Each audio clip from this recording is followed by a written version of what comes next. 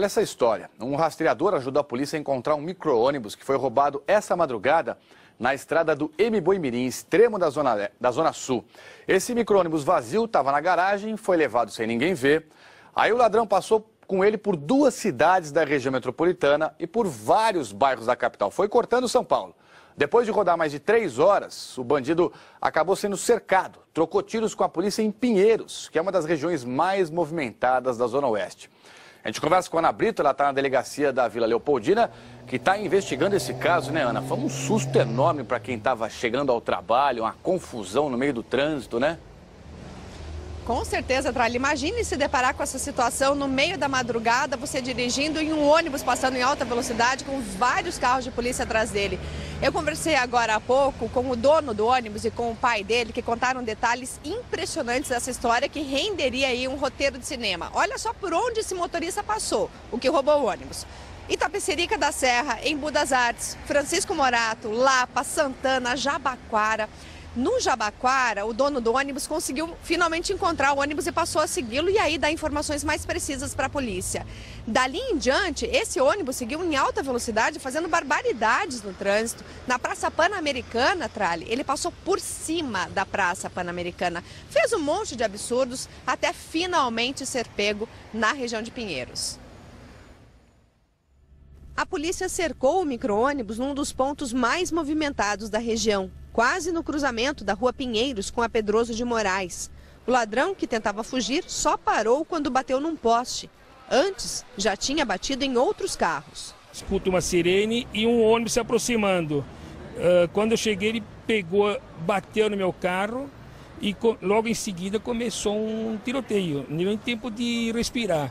O micro-ônibus tinha sido roubado de dentro da garagem da empresa. A polícia foi avisada e começou a acompanhar o veículo.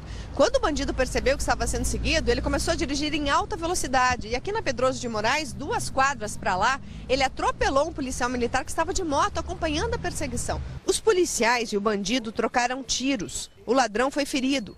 Uma testemunha gravou imagens do momento em que os PMs entram no ônibus. O motorista é rendido e colocado dentro do carro da polícia. O micro-ônibus, que faz a linha 602210 entre Santo Amaro e o Parque Cerejeira, foi levado de madrugada da garagem da cooperativa na estrada do Embu-Imirim.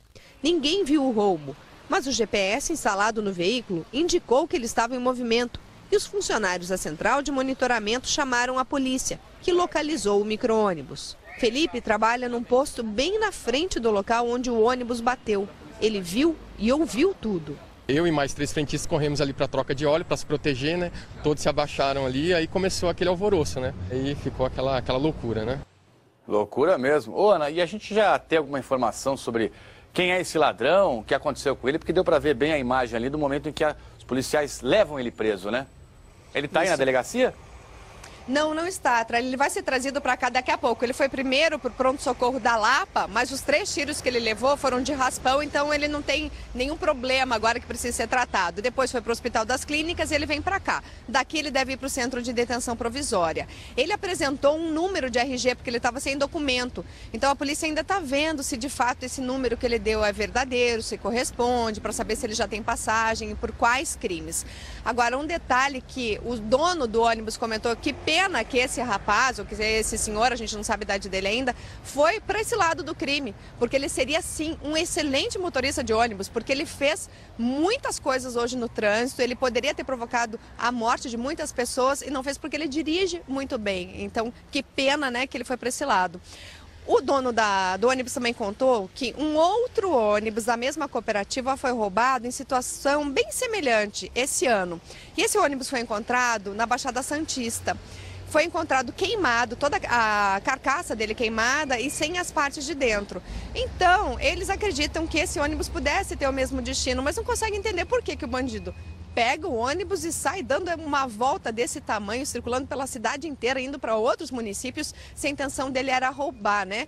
E só deu certo também tudo isso porque o dono do ônibus foi atrás. Não é o mais indicado, né? A gente sempre fala, não reage e tal, mas ele foi atrás e ele pôde dar as informações precisas, porque só com o rastreamento de onde esse ônibus estava, a polícia não estava conseguindo encontrar. Foi a partir do momento em que o dono do ônibus estava atrás, acompanhando com carro de passeio, com muita dificuldade para seguir esse bandido, é que a polícia conseguiu chegar em grande número, cercar o ônibus, atirar nos pneus e aí sim ele perdeu o controle e bateu no poste, Trali. Obrigado, viu, Ana? Ainda bem, né, que ninguém se machucou depois dessa confusão toda.